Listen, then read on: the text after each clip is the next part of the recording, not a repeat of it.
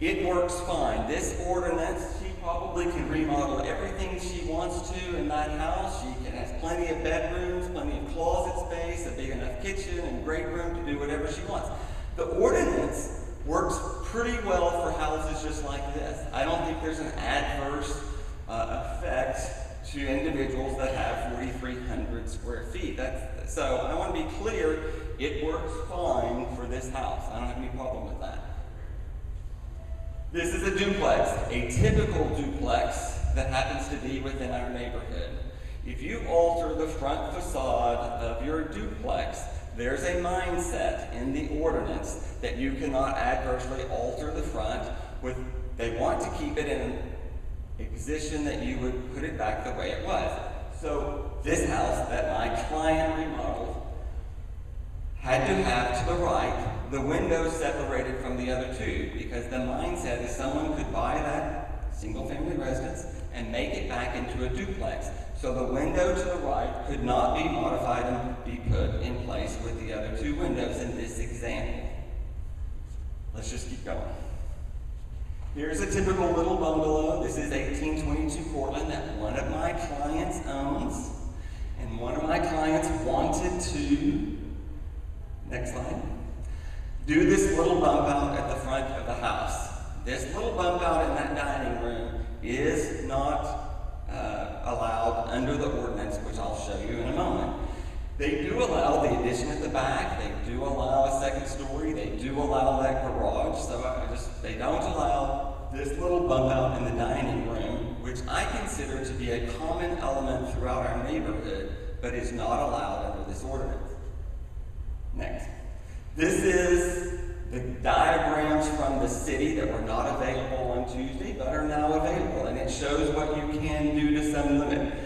You must leave the first 50% of your house intact, and you may do an addition to the back 50%, but there's no taking in on the second story of the front of your house of the front 50%.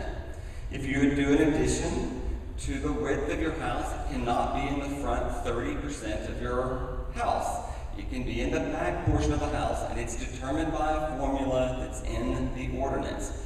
You must abide by the rules that are within the ordinance. And I have examples up here of diagrams produced by the city that they would use as a guideline for what they would find acceptable or unacceptable. Next. This is 1519 Oxford. This is a typical house in the neighborhood that I feel like the ordinance is too restrictive.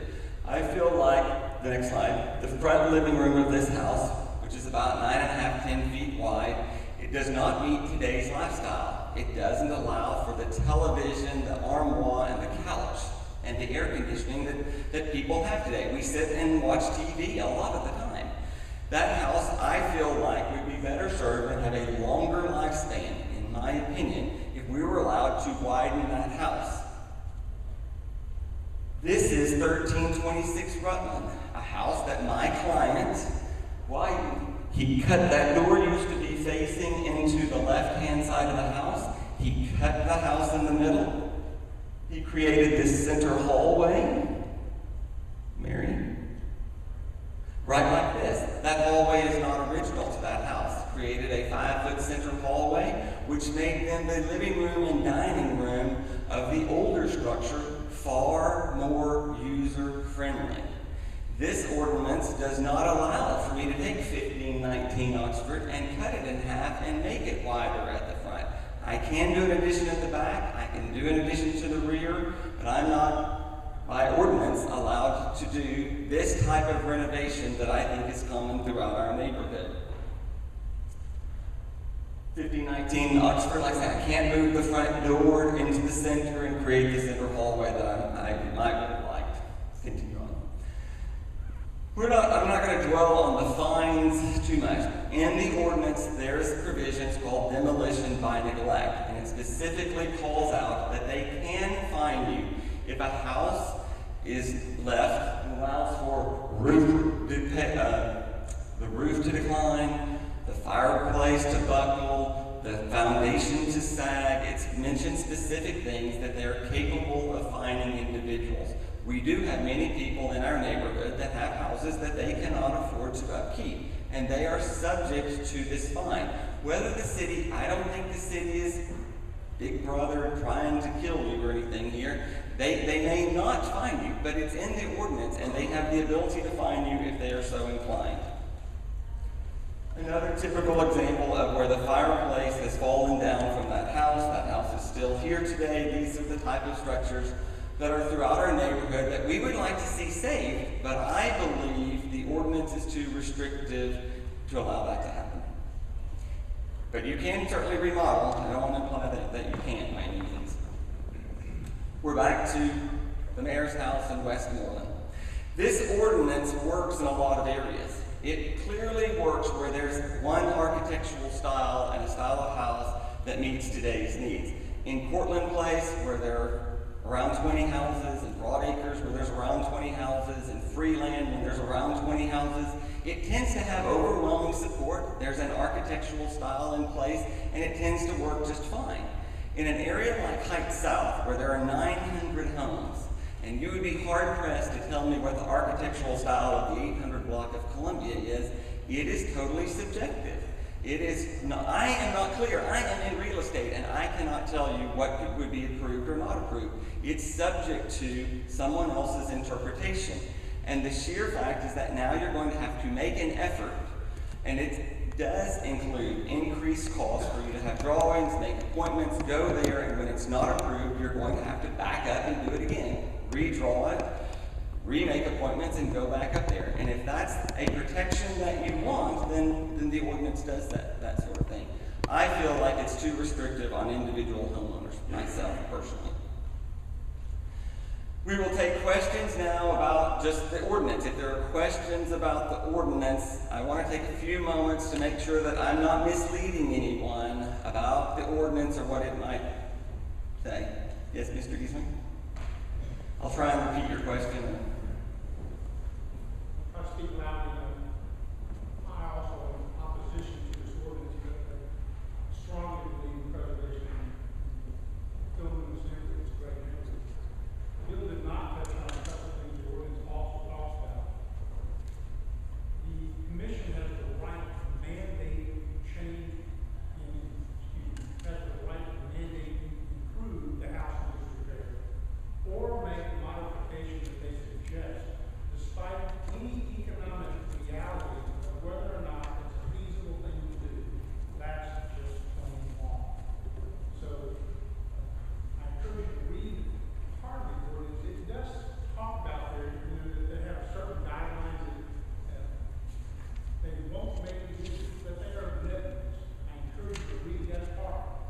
They have the ability to do these fines to force you to repair the property, even though it's not tied to the use, even though it may not be what you want, it's what they want. It's just not right. I misspoke that bill. Now they're on pages 28 and 29. They tell you what they regulate: a deteriorating or inadequate foundation, defective or deteriorated floor joists, ceilings, roofs, ceiling or roof supports, or other horizontal structures, fireplaces and chimneys which bulge or settle due to defect or deterioration, or deteriorating, crumbling, or loose exterior stucco, mortar, or siding. And then it goes on to say, the department shall investigate complaints regarding deteriorating or poorly maintained contributing structures, and may refer the complaints to the city department and get a plan from the property owner to comply with this ordinance. Pages 28 and 29. My only point is it might cost us to build another bungalow from scratch and make it be similar in form and style and look at it. Doesn't matter. You got to rebuild what's there under that ordinance. Thanks. The economics of it truly don't matter in their eyes. There are provisions for economic hardship, and there has been an instance where 821 Columbia was granted economic hardship, and 1445 Portland was demolished because the structure had been deteriorated. So those that are vastly deteriorated beyond repair, there are provisions in the ordinance for some demolition. But there was a gentleman here on Tuesday. He lives at 415 Balin. He lives there 2 stories. He's been there since 1955. told me a story he lives in a nice 2-story house. He wants to tear that house down and build a 1-story house so he and his wife can live on the first floor. They don't have any bedrooms on the first floor, and they've tried to remodel and it wasn't available. He met with the Historic Preservation Officer and was told, no, you're not going to be able to put that 1-story house back at 415 Bailey. Understand? Because they don't want to lose the structure. I mean, I understand why they're saying, no, I can read the ordinance fine.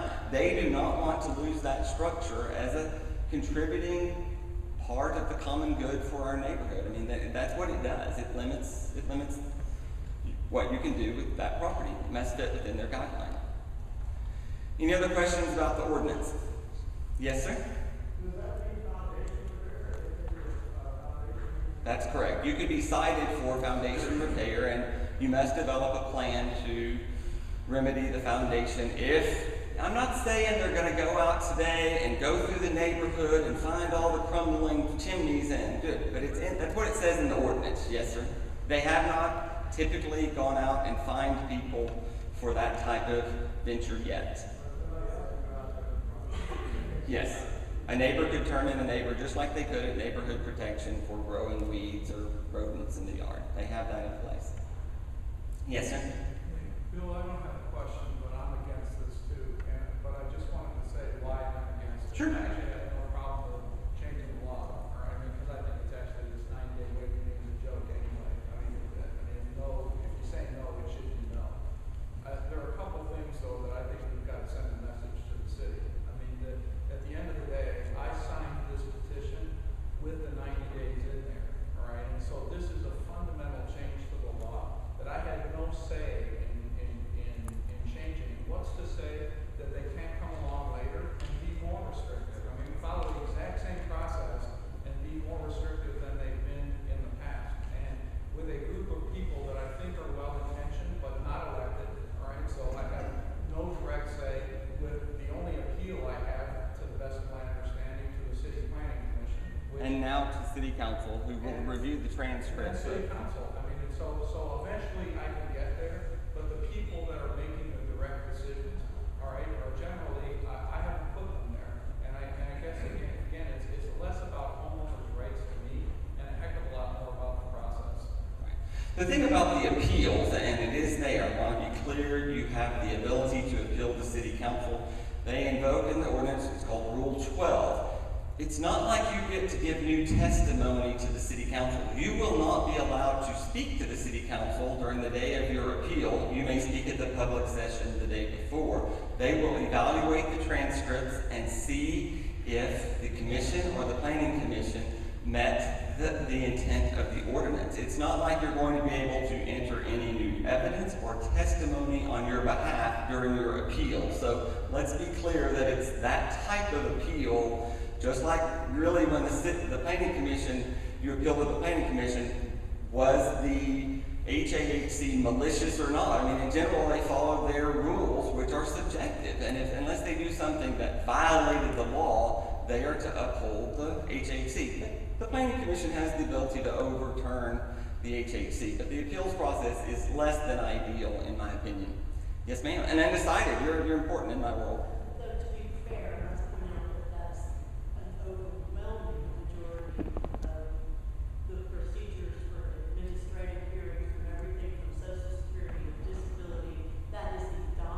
Yes.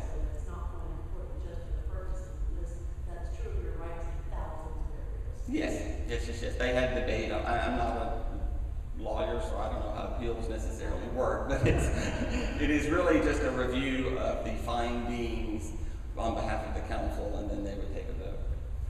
Yes, sir?